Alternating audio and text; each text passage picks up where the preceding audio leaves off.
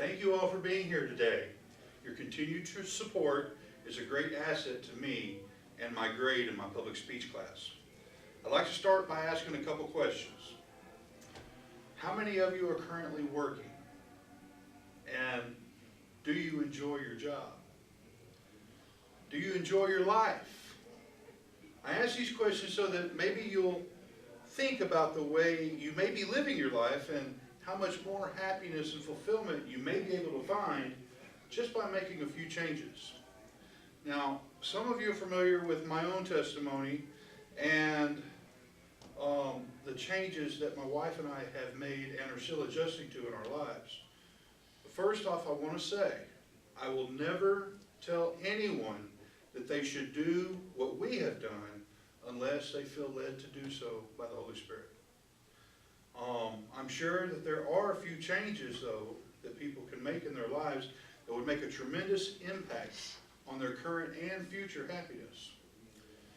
After surveying several of my classmates and studying several different statistics, I can see that most people only average around 1 to 2 hours a day with their family. Now, most of that time is spent eating breakfast and dinner, and maybe a little homework or TV with the kids in the evenings. Most people have mortgages, cell phones, a vehicle, school loan, groceries, gas, utility bills. All these things everyone has.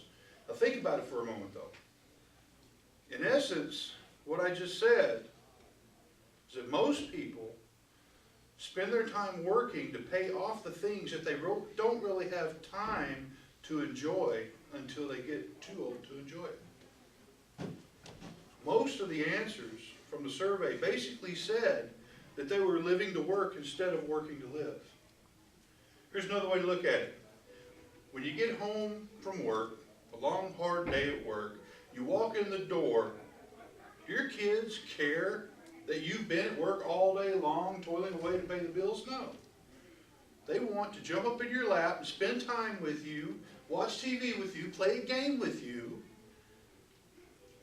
Your wife or husband, wouldn't they be happier if you actually had time to go out of state and visit family whenever you wanted to, not just when you needed to? Even if you're making the most out of every single moment that you currently have with the ones that are close to you, is it enough? Do those moments really make that much of an impact on everyone's life?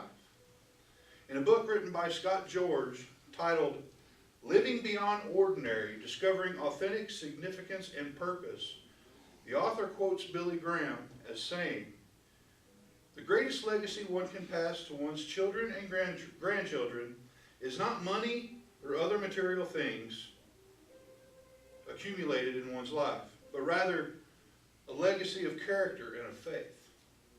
What kind of legacy are you leaving behind for your own kids? Is it a legacy of character, faith, and love? Or are you teaching them that money and possessions are the way to happiness? These kids, they know you have to go to work. But the question is, do you have to work so much? When will you take some real time to spend with them? Not just an hour a day or 2 hours a day or take a 1-week vacation in a year, but real quality time. Time that creates memories that last forever. Do you really have to work on your day off? Do you really have to stay late every day for work? Do you really need to put in all that overtime? Just how bad does everyone in the house need their own cell phone? Would it hurt to own a little older car instead of being in debt for a new one? Does a family of 3 really need a 2-story house that has 5 bedrooms? They're all questions that everyone needs to stop and consider. Maybe it's time to make some changes that would improve your happiness. Yes, it may hurt your bank account, but what's more important, money or love? Most definitely wouldn't be easy to make a lot of changes real fast, but it might just be worth it. In the book Hitting Bottom and Living on Top by Robert Milligan, we learned that the shortest trip through a forest is a straight line through the middle, but that may not be the easiest. The shortest way through any trial is straight ahead, but you must be willing to stay the course and live on top regardless of the pain and suffering that may be involved. Although it's not easy, if we make these seemingly hard changes or cutbacks in our lives, we ultimately will end up on top and be much happier for it. I believe I'm speaking to a Christian crowd. Those of you who tithe on a regular basis, you're already familiar with the concept of living better with less. How you are taking better care of your finances, your bills and things on 90% of your income instead of 100%. The same concept's true with every aspect of your life. I recommend that all of you read the book called Living the 80-20 Way. Work less, worry less, succeed more, enjoy more. It's written by Richard Koch. This is not a Christian book. It's actually written for businesses. In it, the author states that the 80-20 way is based on a scientific law called the 80-20 principle, which has been proven to work in business economics. It says, in essence, that 80% of all results come from only 20% of causes or effort. What does this mean? It means y'all are working too much and too hard. You should only be spending about 20% of your time dedicated to work, and 80% of your time dedicated to living. Most people have that backwards, and they work 80% of the time, and they only spend 20% of it living with their families. Do away with the bills that you don't absolutely need.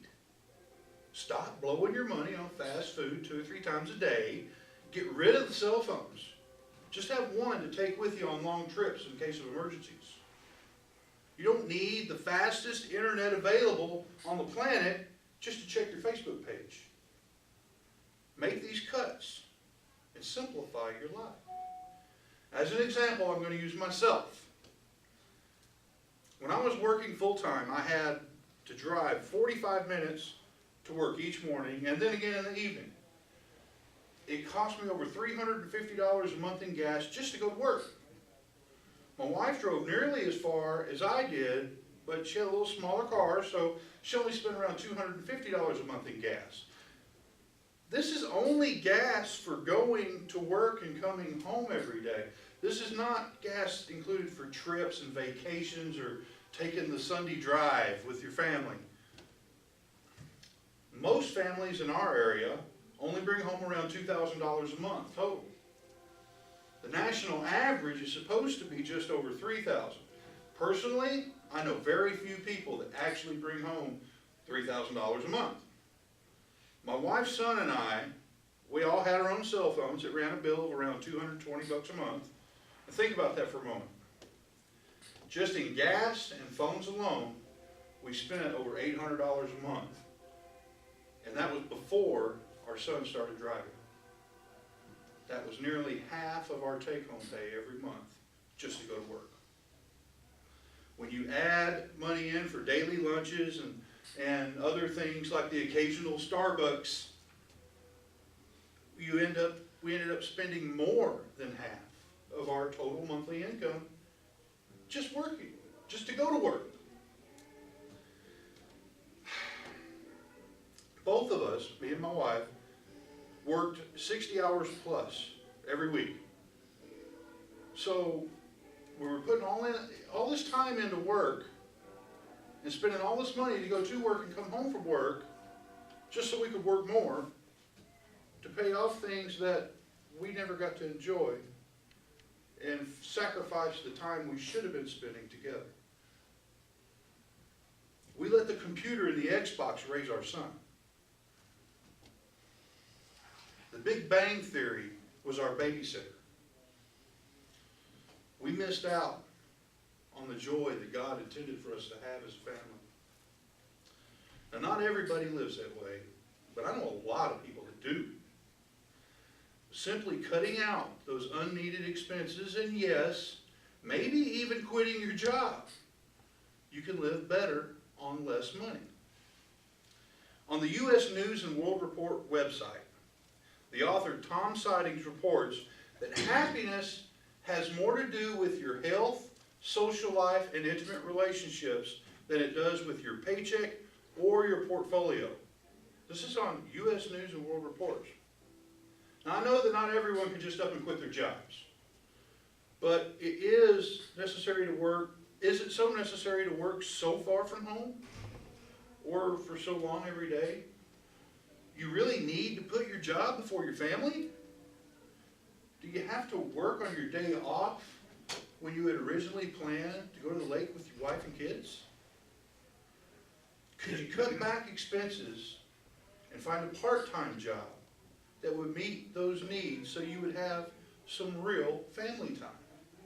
Or are you living to work, or are you working to live? I'll ask it again. Are you living to work, or are you working to live? It's your life. You only get one chance to live it. You can't take anything out of this world but the love that we create here when we die. So what's more important to you? In closing, I challenge each and every one of you here today to actually sit down, think about what you really need in life, and make those cuts and changes that will give you real quality time to spend with your family and with God. If you think about it, living by the motto, live, laugh, love, is what we all really want in our hearts. Money isn't going to make that happen. Only you can make that happen. So what are you going to do? Continue in the hustle and bustle this world's caught you up in? Or are you willing to make some changes? Stop living to work and start working to live. Thank you all for being here.